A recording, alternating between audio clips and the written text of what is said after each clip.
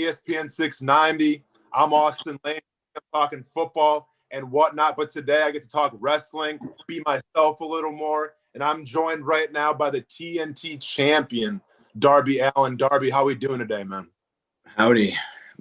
Doing wonderful. I just woke up like 10 minutes ago. So. Right on, man. There's nothing wrong with a little nap every once in a while. So before we get into it, I got to say congratulations on winning the TNT Championship. It's been a few weeks now, but I got to give you my props, what like that. So when we're talking about the TNT Championship, how excited are you to put your brand on it of who you are? Oh man, it really doesn't get any better than that. To have made it this far as being myself and to become champion as myself, that you couldn't put a price on that, because if someone told me who the hell to be or how the hell to act and then I became champion, I feel like it's a fake ass person. You know what I mean? Like, I don't even feel like me. I just feel like some fake ass creation. So it wouldn't feel good to me inside. So, but to know that it's 100% me, man, like I said, you can't put a price on that shit. So, well, and listen, and everyone creates art in their own way. You create art with your wrestling, your ring work. You create art with your skateboarding, with your videos that you direct. You create art a lot of ways, but I feel like it's always about who you are. Like, you're doing this shit your way and nobody else's way. And in the sport of professional wrestling, you always see the characters. You always see guys being people that they're not. You're being genuine. Does that make it easier, I guess? And does that make it more refreshing to know that you're liked and that you're appreciated for what you do as a person? Yeah, no, that makes it amazing that people can dig that who I am with all my outside influences bringing into wrestling. Because I feel like a lot of wrestlers are very small-minded. They they just live for wrestling. Like, that's all they really know.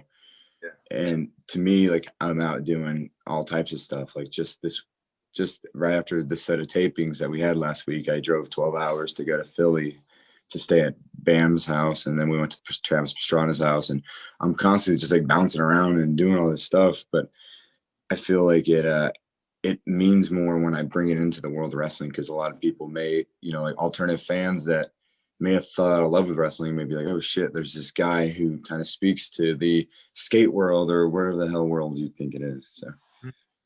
Well, and like myself, who grew up in the skate world a little bit, like, we didn't really have that person per se to tie way.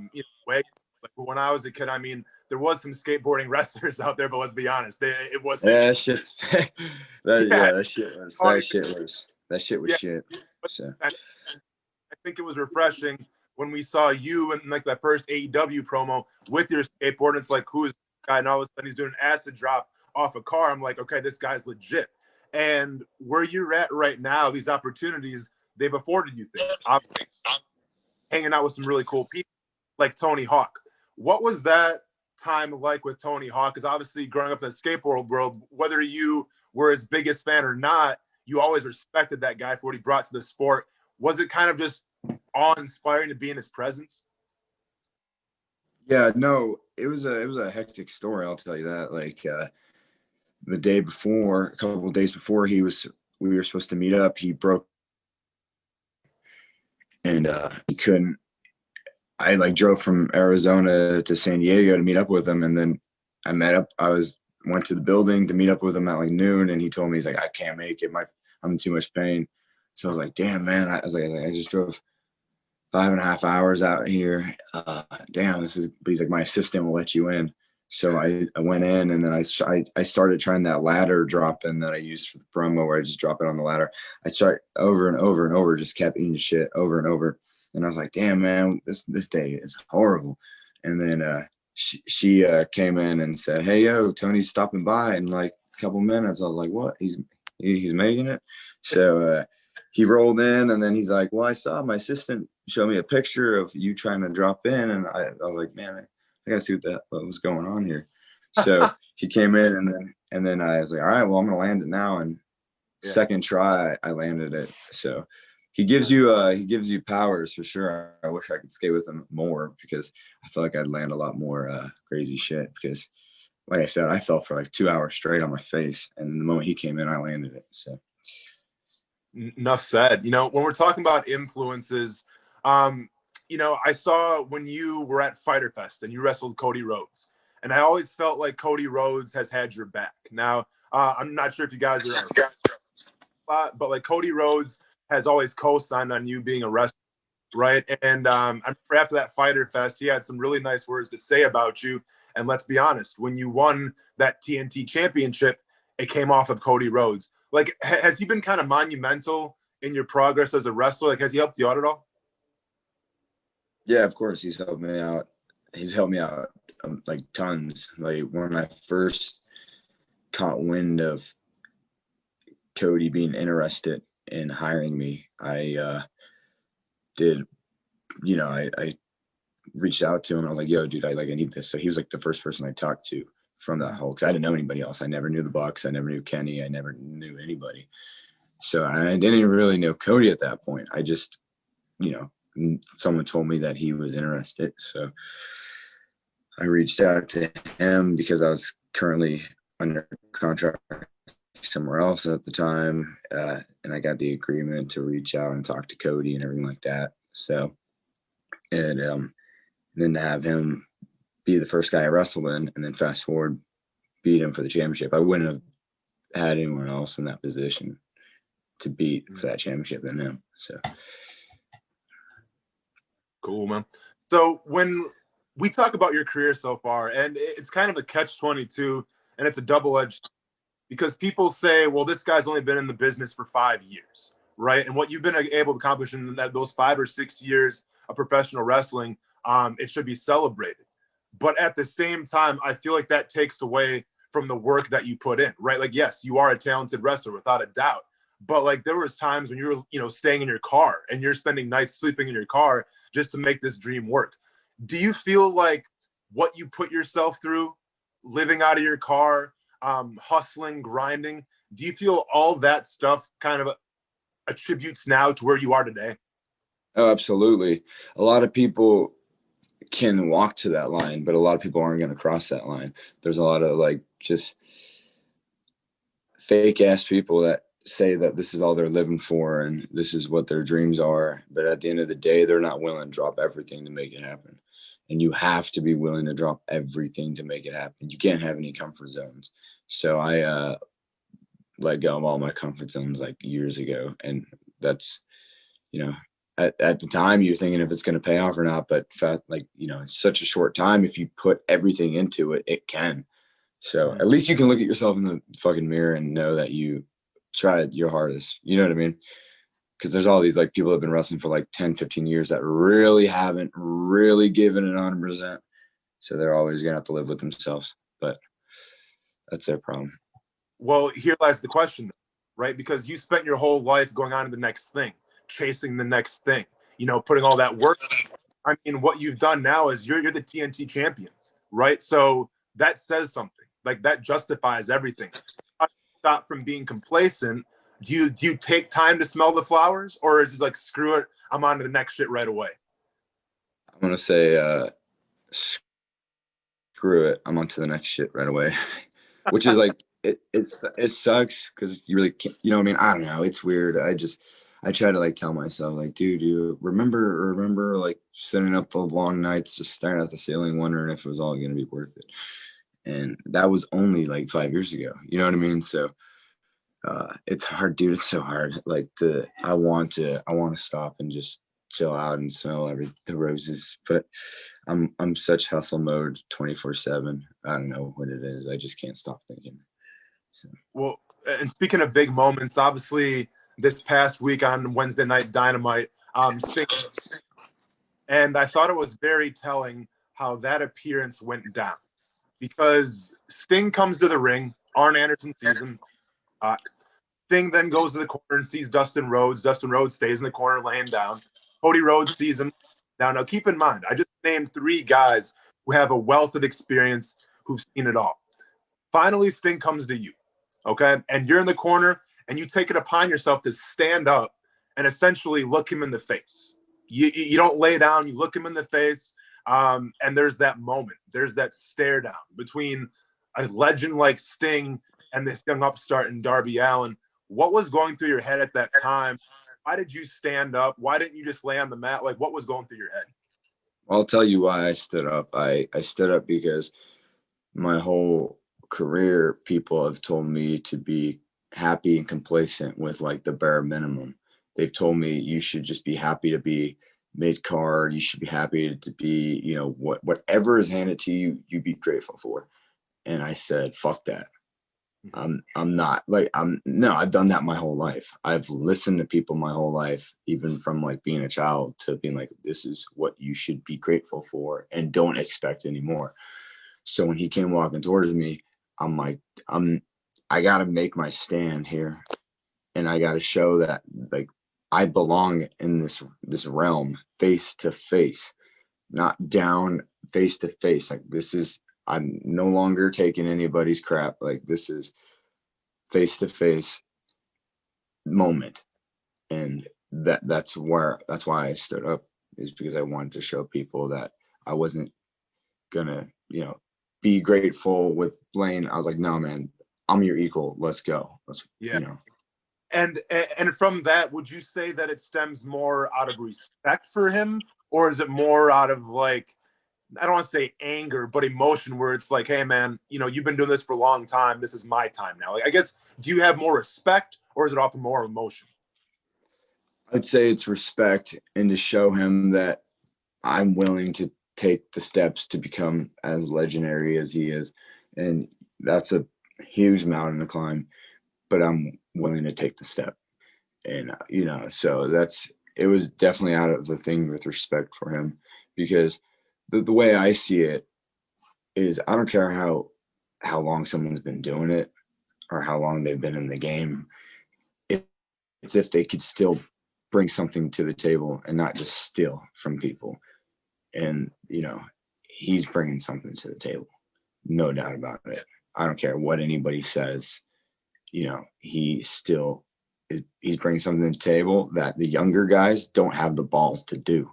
The younger guys, a lot of them could just sit in the back and act like this is summer vacation, and they don't give a damn. If, you know, like, to me, like, if someone has that hunger, no matter how the age or how long they've been in it, they deserve to be where they're going to be. So, Man, that's, you know, it's really inspiring to hear you talk about that. Obviously, I mean, I can feed off the work ethic from this Zoom conversation, man. I know you got it in spades. My first introduction to you, it was weird. I was going through a late night rabbit hole a couple years ago on YouTube, and I came across some independent wrestling videos, and somebody posted you doing a coffin drop off like the ceiling, essentially, right? And that got my attention to Darby Allin from there.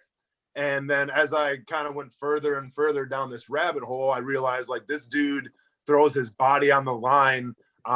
You know, like pain be damned, you don't give a shit. That's kind of the vibe that I got from you from those couple of videos that I saw. And then obviously, as your career has progressed, we're here now, and pain still be damned. It seems like, you know, I guess like, do you ever have the thoughts that you can take it too far? Because I'm reminded, I'm not sure if you're into the band Tool, but there's always a quote from Tool. I think it was Parabola. Maynard always says, "Embrace this moment. Remember, we're eternal. Pain is an illusion." And I think what he's saying there is the fact that your mind wants to go in so many places. You're creative. You can do whatever you want to do, but your body goes so far. Do you get those senses where you're and push past the limit? Your body's like telling you no, or do you just say screw it and go for it? I personally say screw it and go for it. Unless I physically cannot walk or do anything, I'd say screw it and go for it. Because to me, this moment will last forever in your head. And I always hate when people tell me to play it safe. Like, man, don't you care about walking when you're 30 or whatnot? The thing is, like, if I'm not living the way I want to live, then I'm not living at all.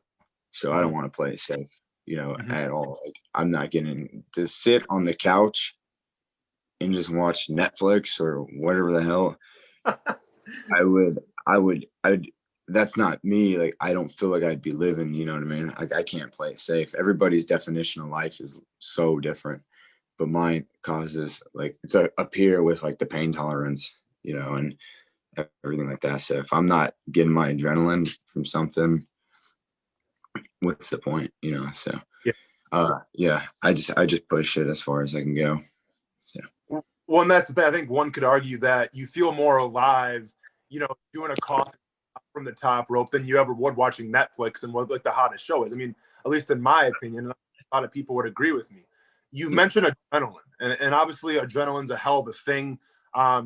It's addicting. I mean, I've been there a couple times with adrenaline. I love it. I think everybody would agree with me.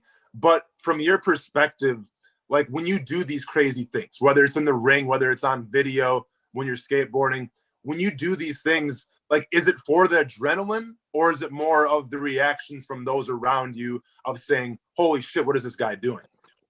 it's everything. It's literally everything. But because there's times in life where I'll just do crazy stuff by myself when no one's around because it's for the adrenaline. And then there's other times I'll just do stuff when I know there's a crowd because it's like feeding off it. It's a mixture of both for sure, but I'm always up to something. I don't know, but so I got a couple more questions for you, man. Then we're gonna let you go. So you're kind of a Renaissance dude in a way, kind of like this gothic Renaissance dude. I feel the vibe of because you do your own promos, right? Like you have these creative ideas, and like I said, I mean, you're just being who you are, and that's what makes your promos so great. Is they're interesting, they're must-see TV. I assume that you want to be a director maybe one day and try to take it to movies and things like that. Is that correct? Oh yeah. So if that's the case, like, did you have that one movie growing up where you watched it and it's like, damn, I got to be a director now? Like, every kid that wants to play the guitar, there's that one song where it's like, I got to play the guitar now. Was there one movie for you where you look back on your life and it's like, I got to be a director one day? Yeah, it's weird because I surprisingly I feel like I got that from a documentary more than anything. Mm-hmm. Just capturing life as it happens. Like I love directing like the aspect of like films like with scripts and stuff, but like I remember the first thing that really got me like, oh damn, was like a documentary. So yeah. What was it? It was Hate It. Okay. By the Gigi Allen documentary. It's called Hate It. Yeah. Todd Phillips, who later went on to direct The Hangover and direct the Joker movie back when he was in film school in New York and stuff like that. He did that and dropped out of school to finish it. So I remember like watching that movie as a young man and being like, this is awesome. But it's just like, it's just crazy because it's life. You know what I mean? He's capturing like that time period of life. So and yeah, I remember that just being inspiring to go off. And when I was in film school, I had all these crazy ideas for documentaries, but they wouldn't let me do it, so I dropped out. So do you think when you progress more towards your film making career, would you tell stories in terms of documenting other people, or do you have like your own kind of versions of what you want to do in terms of gothic or sci-fi or whatever the genre may be? I guess, do you want to tell more real stories or stories that you have in your head? Well, stories I have in my head, I've had this script for this movie for the last 5 years, and I was just waiting for the time to like fund it. And now I feel like the time is good to fund it. So it's like a dark comedy, you know what I mean? So it's essentially just about a guy terminally ill and he's got like a couple months to live. And him and his best friend asked him, like, what do you want to do? Like, man, like in these last couple months. And then the guy's like, I want to go on a cross country road trip to kill my ex-wife. Because this is a dark, crazy comedy. So his best friend is like, yo, dude, I've always had your back, so I guess I got it. Because in the story, she cheats on him, okay, and stuff like that. So he felt like since they broke up, his life has been hell anyway. So it's like, dude, you made my life living hell, so I'm gonna come back. So it's just a dark, crazy comedy that I've wrote out like 5 years ago. That I was like, damn, now I have the money for it. So yeah. Yeah, I got all my friends to be the actors and stuff like that because I just really want to capture who they are because they're so crazy in real life. You know what I mean? So I think it'd be cool. Cool, man. That's awesome. And do you have a title in mind yet or not? Or is it still working? A time or a title? I didn't hear you. Title. Oh, no, not yet. I don't know yet. I have no idea. Like I'm trying to think of something that captures the whole aspect of that film. But yeah, so I don't know. But that's the thing. Yeah, that's the thing with like the Todd Phillips guy, like I was saying, he went on, he like filmed that crazy ass like documentary with CG Allen, but then he went on to make like this Joker that was like world renowned film. So it inspired me to be like, no matter how crazy and screwed up the movie sounds like, it can, you know, you should go those, because I people play it too safe, you know what I mean? Yeah. So Well, I found like a deep respect for like that's the Allen one, but obviously I know that type of music, and a lot of the punk rock documentaries that I came across like as a kid, I found a huge amount of respect for, because I grew up in central Wisconsin, small ass town in the middle of nowhere, and then I felt like I was cool, right? Like I thought I was doing my own thing, marching the beat of my own drum, and then I see these punk kids, man, with these crazy hairstyles, going crazy in the pit and things like that, and it's like, I don't know shit. Like I'm in a bubble right now. There's a lot more to my life than I have to experience in just central Wisconsin. So I've always kind of had a soft spot in my heart for those punk rock documentaries. My last question for you, Darby, I'm gonna let you go then. So you know you are the TNT champion now. We talked a little bit about what you want to do going forward. You know, the whole wrestling fan base, it's kind of a subsection, right? Because I talk all sports. That's my job, and I always find that like, you know, the wrestling fan base, they're kind of like the outlier in a lot of ways. You know, I mean, they're a very tight-knit community, but they're also kind of the outlier. When we talk about the skateboarding community, and I'm not sure, like I haven't been on that scene in shit 5-10 years, but like I still assume that it's also the outlier. So really you're representing a niche, and you're representing a subsection of wrestling fans, but also skateboarders as well, right? And when you combine those things, well, shit, you have some rare, you know, diamonds in the rough, let's just call it.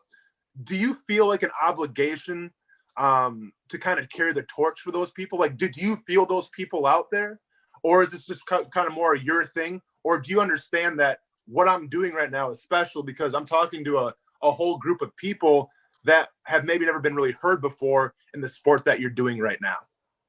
yeah, no, I feel like for me, it's like carrying a torch, because we talked about it earlier in this interview. Skateboarding has been represented so poorly in professional wrestling, so poorly. So like when I did it, like it means everything to me. So like I've been working on a skate video for the past year, where that I was gonna release as soon as I get enough stuff for it. But there's a lot of like gnarly tricks in that video that I've done while being signed to AEW. But my passion for skateboarding is so strong that like I'm trying to balance out the both worlds. You know what I mean? I can't risk getting hurt, but at the same time, I'm pushing it to the limits. And because I really feel it's for people like, yo, this guy made a skate video while he was on top at AEW. That's how passionate he is about it. You know what I mean? So you can't argue that. So hopefully I finish this thing as soon as possible. I've been taking all these skate trips and doing everything, but it gets crazy out there, man, without trying to balance the worlds without getting messed up. So I believe it, and I believe it. Well, listen, I appreciate you taking some time to talk to me for the show. Oh, one last question, man, because I dropped my son off at school today, and I don't like mixing my family with my work. But as I dropped my son off, he asked me, "You talking to Darby today?" I'm like, "Yeah," and he's 5 years old. He's getting into skateboarding now, and he said, "Can you please ask him a question for me?" I'm like, "I got you, little man." He wants to know, what is your favorite skateboard trick? no comply 360. No comply. It's like it's a very old school trick, very, very old school trick.